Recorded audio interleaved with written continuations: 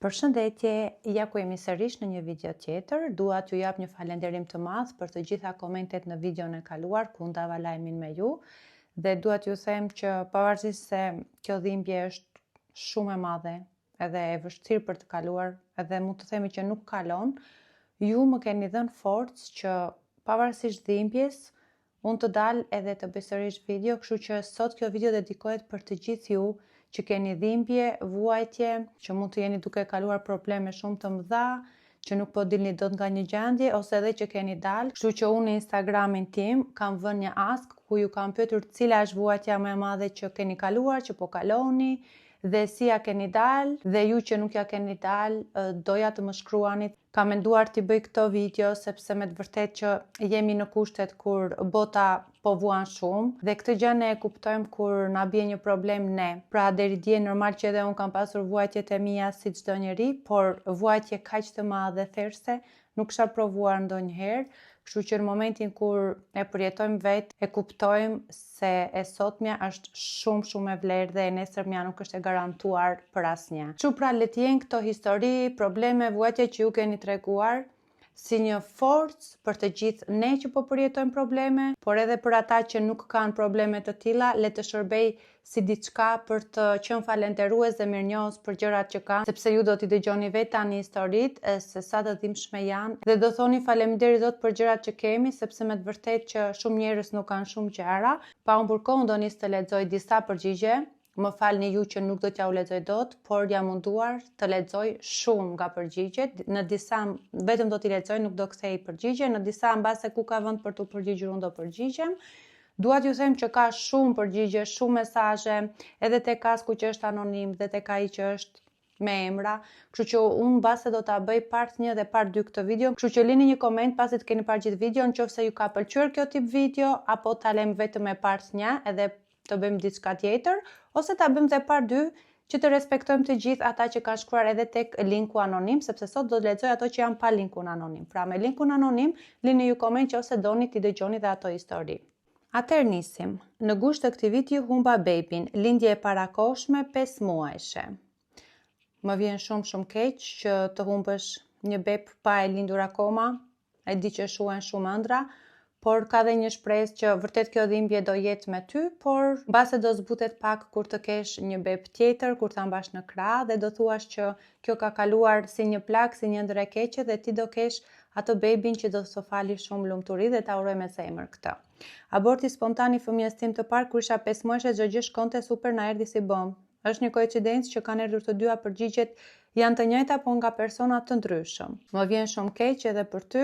Uroj që këto të ngelen si ëndra të këqija dhe ju të keni bebat tuaj në krah. Kur më vdiq babi 60 vjeç, motra 35 vjeçe, forca ime ka qenë vajza me te kam kaluar disi dhimbje një, pra këto janë nga ato raste që tragjedia është dyfish, domethënë të humbësh 2 persona në familje dhe ti prap të gjesh forcën dhe nuk do të thotë që ti gjen forcën dhe i harron apo se dhimbja kalon. Jo, nuk është kjo. Dhimbja është aty, por ti gjen forcën që thjesht ti mos jesh ai personi që ke rënë dhe nuk po çohesh dot. Ti çohesh por me zemrën plak. Kështu që më vjen shumë keq, uroj që vajza që ta ka dhënë forcën ta kesh shumë mirë dhe t'jeni mirë me shëndet. Frika e humbjes së tim shoqi dhe betejat e mia me tumorin. Shikoja njerëz dhe i admiroja. Kjo është, nuk e di çfarë të them, kjo është vërtet një sfidë shumë e madhe që të luftosh, domethënë me sëmundje. Shëndeti është gjëja kryesore për njeriu, kështu që domethënë vdekja është gjëja më e keqe, por dhe shëndeti është shumë keq kur ti e di që ke një sëmundje dhe që nesër mund të ndodhi diçka, edhe është një betejë goxha e madhe dhe unë uroj me shpirt që ti të jesh mirë, gjallë edhe me shëndet, edhe ta kalosh këtë betejë. Vuajtja ime më e madhe është që bullizohesha në shkollë 14-15 vjeçë për foto të modifikuara. Ato foto ishin të mia dhe kam përjetuar që unë të kryeja vetvrasje, por familja mori vesh dhe më ndihmuan. Pra është përgjigja poshtë dhe lart të dyja bashk, sepse unë i di kam lexuar me emra, por juve ja u kam mbuluar. Kjo është një temë që duhet të ceket, sepse të gjitha vajzat që janë adoleshente ose edhe në shkollë të lartë që bullizohen dhe te kjo pjesa e fotove, mua më vjen shumë keq kur ju kërcënoheni, por kërkoni ndihmë nga familja, kërkoni ndihmë nga organe kompetente, mos i lini njerëzit e tjerë që t'ju rrëzojnë poshtë edhe të shkoni deri tek humbja e jetës që të vrisni veten, ju lutem. shpëtoni veten tuaj, sepse jeta është një dhuratë nga Zoti, kështu që ruajeni mirë veten tuaj. Vdekja e gjyshit tim e kam përjetuar keq. Më kujtove edhe vdekjen e gjyshit tim që dhe unë e kam përjetuar shumë keq, kam qenë aty tek 13-14 vjeç. Edhe ishte vdekja e parë që më ndoste në familje, që e kam përjetuar me të vërtet dhe unë keq dhe ngushëllime më vjen keq. Humbja e babit në të njëjtin vit që linda vajzën, e takoj vetëm një herë, më dhem shpirti kur sa herë vajza bën diçka të re, thot një fjalë, nuk ja tregoj dot se kam kaluar, thjesht jam bërë njeri i ftohtë. E tani po shkruaj me lot në sy, më vjen shumë keq. Të njëjtën gjë e përjetonte edhe bashkëshorti im, pra pjesën që në të njëjtin vit që lindi Rei, madje në ditën e parë që lindi Rei, u sëmur babi i tij edhe zbuloi sëmundjen e rënd, luftoi një vit me sëmundjen dhe më pas iku nga kjo jetë, kështu që ta kuptoj dhimbjen sepse shikoja edhe dhimbjen tek sytë e tim shoqi, tek ndjenjat e tij. Dhe më vjen shumë keq. Goca, problem shëndetësor, operacione që duket sikur s'kan fund e akoma s'kan mbaruar, veç se fëmia zdurohet. Është e vërtetë që tek fëmia është sfida që me të vërtetë të duket sikur aty nuk ja del tot. Unë uroj që t'i kaloj këto operacionet edhe falenderoj Zotin që e ke akoma gjallë në jetë edhe kish shpresë dhe besim që goca do jetë mirë dhe do t'i kaloj problemet.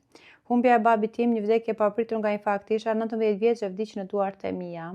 Më vjen shumë keq, edhe me të vërtetë që ke përjetuar traumë sepse ke pasur përpara syve kur i ka ndodhur. Do vazhdoj t'i lexoj mesazhet nga pjesa poshtë tek pjesa lart. Mua më vdiq i madh para se të lindja. Nuk e takova dot as gocën se pa, jo nuk kalon, thot. E thash dhe në fillim të videos, dhimbjet nuk kalojnë, po ne mësojmë me to, edhe mjafton që ne të ngrihemi, mos ngelemi ashtu të rrëzuar.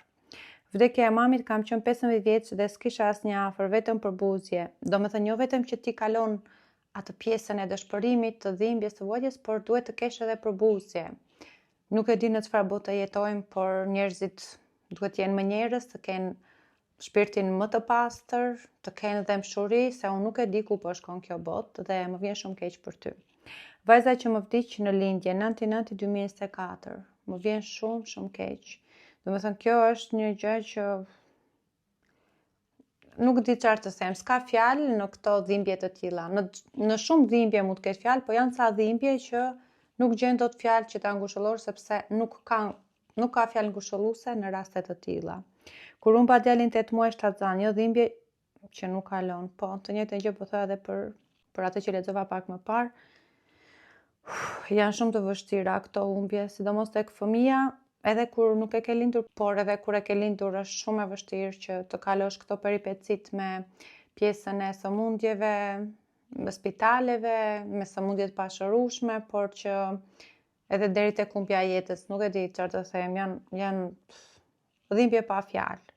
Edhe uroj që të gjitha ju mama që po përballeni me këto gjëra, të gjeni forcën të ecni para për fëmijët, që mbase fëmijët do jenë shumë mirë nesër dhe do jenë krenar për ju, që luftuat aq fort. Ka qenë humbja e nënës time në moshë të re, vuajtja më e madhe në jetë. Thuhet që humbja e nënës është një dhimbje shumë e madhe. Vdekja e burrit tim nuk kalon asnjëherë. Kështu po më duket dhe mua që po e përjetoj, se këto dhimbjet e tjera si kam përjetuar, po kjo e burrit me të vërtetë që më duket dhe mua që nuk kalon, edhe sa vjen dhe po më bëhet më e vështirë ajo dhimbja, malli. Nuk e di çfarë të them. Kam kaluar shumë. Vuajtja më e madhe ka qenë kur jam ndarë 2 vjet nga gocat e mia dhe po kaloj. Nuk e di fiksi ka dashur ta shkruaj, por që vuajtje është që të ndahesh 2 vjet nga gocat, uroj të jeni bashkuar dhe të jeni gjithmonë bashk. Kur shikoj vllain tim të shtirë që nuk mund të eci dot, dhe vdekja e babait janë dhimbje. Shumë e vërtet. Më vjen shumë keq dhe ju uroj forcë familjarisht. Dhimbja ime nuk është asgjë thjesht nga dashuria ngelan mes rrugës nga ai që thotë të dua. Këto janë zhgënjimet e dashurisë. Uroj që një ditë të kesh dikë që të doj vërtet edhe të jeni bashkë gjithmonë. Shtatzani optike u bëra e fortë për 2 jetë e mi dhe babin e pata në burg më ra një traumë e keqe. Është normale që të kesh kaluar traumë dhe uroj që mos ta mbash mendjen aty, por të ecesh para duke menduar këtë gjë si diçka që tashmë kaloi edhe shih para. Humbja e fëmijës 17 qershor, akoma se kam kaluar. Se e prisja mbas 10 viteve, qaj zotit, zoti madh, domethënë ke pritur 10 vite dhe pastaj e ke humbur. Më vjen shumë keq. Nuk e di nëse ke tentuar sërish. uroj më të mirat për ty. Haje Jona, unë kam një djalë 7 vjeç, e kam unë për 2 shtazani brenda 6 muajsh, e kam prituar shumë keq. Gjeje forcën tek djali edhe më vjen shumë keq dhe uroj që shtazanin tjetër ta kesh sa më të mbarë dhe të më shkruash që e Jona këtë erja dola. Kështu që të pres në mesazhe nëse ndodh diçka e mirë. Thojani vetes këto gjërat e mira se mbase ndodhin. Besoni tek ajo energjia pozitive që kur mendon pozitivisht edhe gjërat mira do të vinë, kështu që provojeni.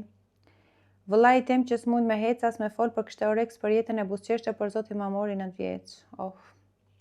Më vjen shumë keq. Janë 4 mesazhe tani, 1, 2, 3, 4 i kam shënuar, i shikoni dhe ju, do t'i lexoj. Mua më ka bërë ikja e mamit në mënyrë shumë të shpejtë dhe e papritur. Kanë kaluar 5 vite, akoma sa i pranoj si iku, jeta vazhdon, Zoti të bën të fortë, po unë që nga ai moment e kam lënë veten pas dorës, dua të dal, nuk dëgjoj muzikë. Nuk lyem, nuk jam unë nga personi shumë allegro që pëlqeja të dilja, se ma ante shtëpia, jam mbyllur vetëm në shtëpi, nuk guackën time. Ja pra këto janë ato situata kur ne na mbyllim në vetvete dhe s'kemi dëshirë të bëjmë asgjë, por të lutem, mendo diçka që ti do mbash kujtimet e bukura, personi do të mungoj, por ne jemi në jetë, nuk mund t'ikim nga jeta mesor, nuk mund të çmendemi mesor, thuaj vetes që ke kujtimet më të bukura, e ke në zemër, do jetoj gjithmonë në shpirtin tënd.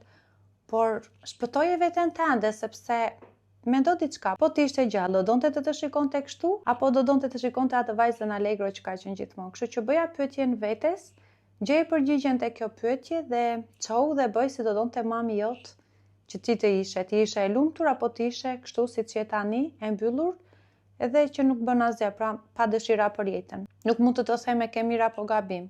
Ditë të them që ajo që ti ndjen është shumë e drejtë, që ti ndjen ashtu. Por vepro, ndjenjën baje brenda, vuaj brenda, qaj sa herë të qajt, por vepro, dil nga kjo gjë, dil nga guaska që je, dhe bëj një shëtitje në natyrë, dil me një shoqe pi një kafe, bëj gjëra që ta heqin disi mendjen, por jo se ti do arrosh mamin. Mami jo duhet aty, dhimbja duhet aty, por vetja jote nuk duhet jetë aty, duhet të jesh mirë, sepse, ja u thashtë në fillim, po ja theme tani, jeta është dhurat, pra, ne kemi dhurat nga Zoti, nuk mund që të zemrojmë Zotin duke mos dashur jetën tonë. Kështu që me shumë besim në Zot, unë mendoj që mund t'ja dalësh. Ki besim, lexo nga librat e shenjtë diçka, pra lexo gjëra që të motivojnë. Vdekja e prindërve brenda një kohe shumë të shkurtër, dhimbje që nuk kalohet kurrë. Është e vërtet, prindrit janë gjëja më e rëndësishme në jetë, po ashtu si dhe fëmijët, kështu që janë dhimbje që skalohen, por në momentin që keni nevojë për ndihmë, kërkoni ndihmë.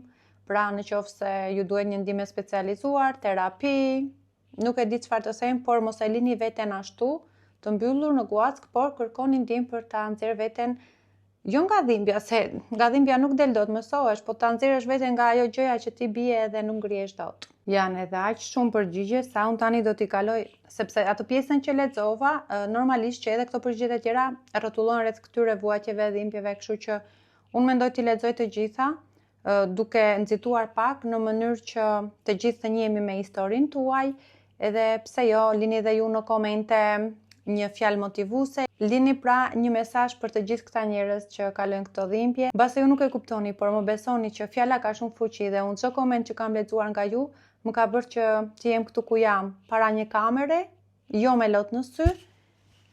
Edhe pse kam shumë dhimbje brenda, por më besoni që fjalët tuaja më kanë bërë që të jem kaq e fortë. Gjithashtu dashuria e rejt, e familjarëve dhe besimi në Zot. Më besoni që besimi në Zot më kanë ngritur shumë. Edhe pranimi që personi që ikën është gjithmonë në zemrën time. E pranoj që ka ikur, por vetëm fizikisht. Unë ndjej që është këtu edhe e dua shumë, pavarësisht se s'është këtu fizikisht, unë e dua shumë sepse e ndjej në shpirtin tim që ai do jetoj gjithmonë. E gjallë bajnë me vujt shumë, Vjera më ka bajnë magji me kunatën, ke shtu dek, jam liru që si kam ma shpi. Vujtja a plak që nuk shërohet kur, po sa ke jetë duhet me jetu e me u mundu, me u ringrit prap se s'ke ku shkon. Unë nuk e di, do me thënë, kjo pjesë e magjive është e çuditshme. Jeta më solli të jetoj në Zelandën e Re, çdo ditë kalon duke pritur nënën time në telefon. Tani nuk e di, kjo është pjesë që ti po e vuan që ke ikur, besoj, që je andej. Normalisht emigrimi është edhe kjo një plagë, një dhimbje, por që ti duhet të mësohesh me jetën aty, të integrohesh dhe nëse s'ja del dot ktheu, sepse kur të pëlqen një vend, ti e provon dhe nuk të pëlqen, ti nuk je një pemë që s'lëviz dot, kështu që pemët nuk lëvizin, ne jemi njerëz, mund të lëvizim. Një jetë është, mos bëni gjëra që ja vështirësojnë jetën edhe nuk ju pëlqen ajo jetë. Pra, në momentin që diçka s'ju pëlqen, lëvizni, gjeni diçka që ju pëlqen. Ndarja nga jeta e vllajit 18 vjeç. Më vjen shumë keq, në koronë ishte gjendje shumë e keqe, ti na motivoshe. Duam prapë të shohim tu ringrit. Ke i zemër super shumë, faleminderit. Jam këtu, duke lexuar historitë me dhimbje, me vuajtje, jo për t'ju mërzitur, po për t'ju kujtuar që numëroni bekimet tuaja dhe falenderoni, jeni mirënjohës, sepse ne që kemi dhimbje dhe kemi humbur njerëz, e vetmja gjë që na ka ngelur është besimi në Zot edhe të ecim para me dhimbje në shpirt. Ndërsa ju që nuk i keni, uroj mos i keni kur këto dhimbje dhe ecni para duke falenderuar gjithmonë Zotin që jeni kështu si jeni. Pas 2 muajsh lindje më vdiq djali, gjëja më e vështirë që të përjetoj një nën, o Zot. Edhe ceka dhe pak më parë, kjo është dhimbja më e madhe. Sfida më e madhe shëndeti djalit tem. Jam pajtuar që është kështu dhe s'mujnë me ndryshu. Ja pra një nën që e ka pranuar sfidën edhe thjesht po ec para duke e pranuar që është kështu. Gjëja më e mirë në këtë jetë është të pranosh gjërat. Në momentin që si pranon, nuk i kalon dot lehtë. Domethënë, jo se i kalon lehtë, por nuk i kalon dot fare. Ndërsa në këtë moment që ti e pranon, e kalon disi më ndryshe. Edhe pse kohë pas kohe më bën me kajt kur e shoh, po prapë them ky është fati. Zemër të përshëndes. Unë e vuaj çdo ditë me dy çunat e mi epilepsi, bullizmin dhe nga njerëzit më të afërt nuk kam më keq, bëu e fort. Ju që bullizoni, unë nuk e di domethënë. Njerëz që bullizojnë, unë mendoj që nuk kanë shpirt. As tru, as shpirt nuk e di. Një njeri që ka logjik, edhe tru edhe zemër nuk mund të bullizoj dikë, sidomos në sëmundje, apo në tragjedi, apo në dhimbje. Këta njerëz që komentojnë edhe që bullizojnë njerëzit që janë në dhimbje, janë njerëzit më të pështirë dhe më të poshtër në syrin tim. Kam pas dash një djalë para 10 vitesh, por ai tani ma shpreu mua, tani na pengon se jemi të dy të martuar. Tani rini me burrin dhe me gruan që keni. Humbja e gjyshes, e kam vuajtur shumë, në fillim nuk e pranoja dot, por me kalimin e kohës e kam pranuar. Gjyshja, edhe unë kur e kam humbur, kam vuajtur shumë, edhe vazhdoj e kam në shpirtat të dhimbjen. Vuajtja ime me madhe të shikoja binjakët e mi të luftojnë me vdekjen për të jetuar. Më vjen shumë keq dhe uroj që binjakët të jenë shumë mirë. Humbja e babit tim e babos, nuk mësohesh me dhimbje, nuk e kalon. Mpihesh dhe jeton. Më pëlqeu shumë kjo fjali që thua mpihesh dhe jeton, se me të vërtet unë jam në një fazë që nuk e di si do e më vonë, po jam shumë e mpirë edhe po jetoj, por që është një dhimbje shumë e madhe. Humbja e bashkëshortit. Humbja e mamit tim para 13 vitesh, ishte vetëm 38 vjeç, me dhem zemra për të çdo ditë. Vuajtja ime më e madhe është kur ndroi jetëzja ime. Familja e burrit vuajtje që më shkaktuan 10 vite dhe mos mbështetja e bashkëshortit. Më vjen shumë keq. Humbja e babait tim, vdekja e të dy prindërve në moshë të re, më vjen shumë keq për të gjitha këto histori që lexova dhe s'ktheva një koment për secilën, por sinqerisht më vjen shumë keq. Se do thotë se kjo dhimbje është më pak. Çdo mesazh nga këto dhe çdo dhimbje meriton t'i kthej një përgjigje, por janë aq shumë sa unë tani thjesht po i lexoj, por për të gjitha më vjen shumë keq. Vuajtja më e madhe ka qenë bytja e vllait në moshë shumë të re. Tjetra, para 8 vitesh humba babin nga sëmundja vdekje prurse që e treti për 3 muaj nuk e kam kaluar akoma. Depresioni i vajzës prej 7 vitesh, se kam kaluar përballemi çdo ditë. Humbja e vajzës 3 vjeç, kur nuk kalon, por u mbajta mbas vajzës së madhe që kishte nevojë për mua. Kur vajza ime ishte 3 javshe dhe i shkoi qumshti keq dhe për 3 minuta pa frym edhe nuk reagonte. Luftën me kancerin, por janë pozitive për çdo gjë, sfide që na jep jeta. Këto luftrat janë shumë të vështira, mendoj. Vdekja e mamit kalova në depresion, doja të rija vetëm, por falenderoj Zotit që sot shumë mirë. Nuk e kuptoj, por mendoj që sot je shumë mirë me sa po kuptoj. Humbjen e babit, kam qenë e lidhur me to, po më ka ankthi fryma më mirë e ndjem vet. Humbja 2 shtatzanive, humbja më e madhe, edhe pse isha e vogël diku ke 10 javshe, po prap pik në zemër. Ka qenë periudha e ndarjes, por ja kam dalë. Për fëmijët e mi gjithmonë me Zotin para. Normalisht që edhe divorcet janë një dhimbje e madhe kur janë dhe fëmijët në mes. Vdekja e babit ka 2 vite, po e marr veten çdo minutë më kujtohet dhimbja e tij. Mungesa e babit që kam mbi 20 vjeç që se kam pranë në mendje më rri gjithmonë. Humbja e prindërve dhe mos komunikimi me vëllezërit e mi se nuk kalon kollaj. E gjet forcën tek fëmia. Vuaj çdo ditë nga njerëzit që më rrethojnë. Këtë po më shkatrojnë si njeri. Mos u shkatro nga njerëzit. Merr forcën dhe lufto për veten dhe dil mban, sepse njerëzit nëse të shkatrojnë, i bie që je e dobët. Qëndro e fortë. Dita kur ka marrë vesh për sëmundjen e gjyshit, kur vdi gjyshi im dhe nuk e pash dot, ndalimi i shkollës në moshë të vogël nga vllau ose edhe çdo dalje tjetër dhe kur u fejova. Kjo është humbja e lirisë dhe të humbësh lirinë është një humbje e madhe në jetë. Nuk është diçka që humb njerëzit, por humbja e lirisë është si të humbësh vetveten, edhe doja të ndalesha shumë pak këtu. Ju lutem mos e humbni lirinë, sepse duke humbur lirinë do humbni veten dhe do humbni dhe dëshirën për të jetuar duke mos patur lirinë që ju doni. Vdekja e babit akoma jo, jam 7 vjeç, nuk mund të ta kaloj. Më vjen keq, vuajtja më e madhe ka qenë kur vdiqën 3 halla, 3 axha dhe gjyshi nga mami, gjyshja nga babi. Gjithë këto humbje. Humbja e babit në moshën 16 vjeçare kam kaluar pas shumë vitesh. Kur e pranova që kishte ndodhur, kam bërë dhe një video në YouTube për gjithë fatat që kalohen. Okej? Tradhtia shumë e rëndë, po vështirë dhe nuk e di si ta kaloj. Edhe tradhtia është një gjë që mendoj që le plagë dhe uroj që ti të ngrihesh e fortë dhe të ecësh para për vete. Shtatzani kur e pash me tjetrën, po vazhdoj me qëllim që djali i vajzës tim t'i tregoj se çfarë nënet fort ka, sepse babi tregoi fytyrën e tij dhe se sa shumë e don nënën e fëmijëve. Unë të uroj që të lindësh mbar edhe të mos i futësh djalit urrëtie ose gjëra për prindin e tij, por t'i tregosh vetëm dashurinë nga ana jote. Humbja e burrit kam 5 muaj dhe me 2 fëmijë dhe 1 dhe 3 vjeç. Aq po e vuaj sa do të çmendem o Zot. Ashtu është. Dhimbja domethënë të bën sikur të vjen sikur do të çmendesh nga mungesa, nga malli që të merr. S'ka fjalë. Duke falur namaz dhe dua që Zoti të na lehtësoj dhimbjen, po e humbisja veten. Më vjen shumë mirë për ty. Ja pra dhe një mesazh se si mund të kaloni dhimbjet, si mund të ringriheni. Vdekja e gjyshit, njeriu më të dashur për mua, sa përshkruaj të dhimbjen. Analizat e larta djalit ku akoma pa diagnozë, stres e vuajtje pafund, por me forcë në vete do ja dal. Inshallah t'i dalin mirë analizat dhe sido që të jetë, uroj nëse ka diçka ta marri veten dhe të kaloj kjo situatë. Frika nga vdekja kam qenë rreth 2 javë në gjendje shumë të keqe, tani e kam kaluar. Më vjen mirë që e ke kaluar. Patjetër që e kam kaluar, Zoti nuk të jetë kur më shumë se sa ti përballon, pra dikush që thotë që ka kaluar një dhimbje. Nuk di si ta quaj vuajtja apo sfidë nga jeta, por humba shikimin. Fal Zotit dhe mikëve jam mirë. Më vjen mirë që je mirë. Normalisht shikimi është një gjë shumë kryesore në jetë dhe normal që është një vuajtje, mendoj. Jo vetëm sfidë, por edhe vuajtje. Humbja e vëllait tim, po mundohem ta kaloj, por është shumë e vështirë, nuk mundem ta harroj. Përshëndetje Jona, më kam vdekur 2 prindërit para syve të mi. Unë jam shumë keq. Më vjen shumë keq. Bëj terapi ose nuk e di, kërkon ndihmë, mos të lër veten në këtë gjendje. Historia ime është pak a shumë se jotja, po dhe më keq. Të përshëndes, çdo gjë kalon me kohën. Vuajtja ime më e madhe është se nuk flas me familjarët e mi për 6 vjetësh, i shkoj tek shtëpia më përzen sepse mora burrin pa pasuri, jetoj me qira.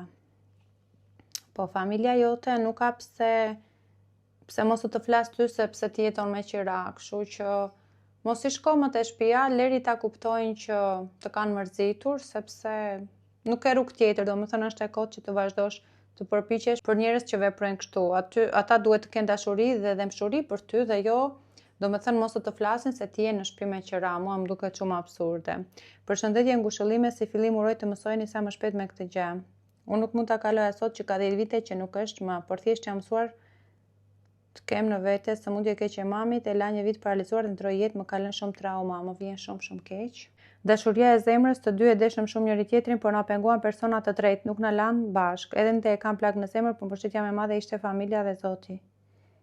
Këto janë ato rastet kur dy të dashuruar nuk lihen që të jenë bashkë, edhe normalisht që mbas të dy e vuajnë shumë, mbas njëri e vuan më shumë.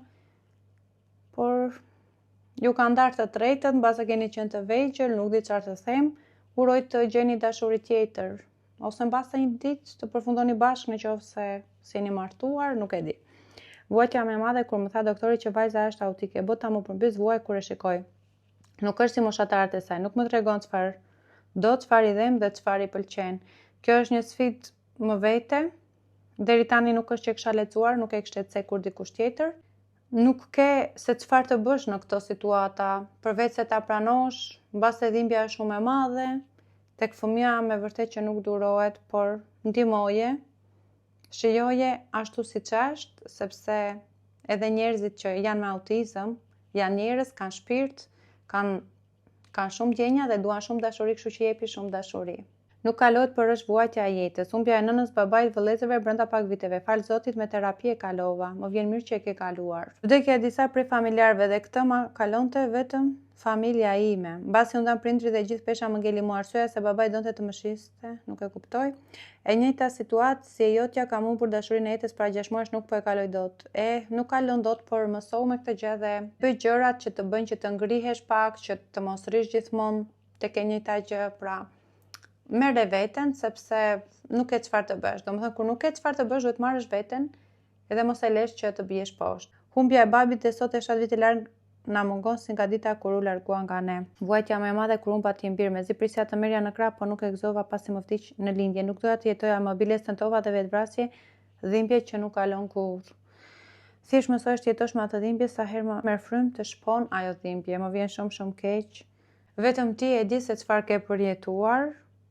Dhimbje të tilla nuk kanë fjalë. Nuk di çfarë të them. Kushëriri u përplas me motor. Nuk e kam kaluar ende. Jona je e fortë. Mundohem të jem e fortë. Po Jona, kur më vdiq një pjesëtar i familjes dhe mezi po e kaloja, edhe nëse ka kaluar një vit sepse ajo më mbështeste, më bante afër. Humbja e babit i kisha vetëm 18 vjeç, e kam përjetuar shumë rand. 3 muaj s'kam dalë nga shtëpia.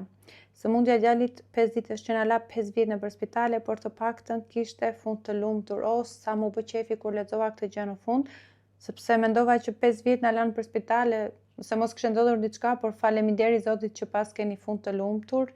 Dhe ja, ju që mbase po luftoni me sëmundjen e fëmijëve tuaj, shikoni ja ku ka raste kur mund të vuash me vite, por në fund ka një fund të lumtur dhe me zemër, me shpirt, ja uroj të gjithë njerëzve, edhe njerëz që unë njoh nga afër dhe ata që po më dëgjojnë e di për kë bëhet fjalë, që po luftoni nëpër spitale me fëmijët tuaj.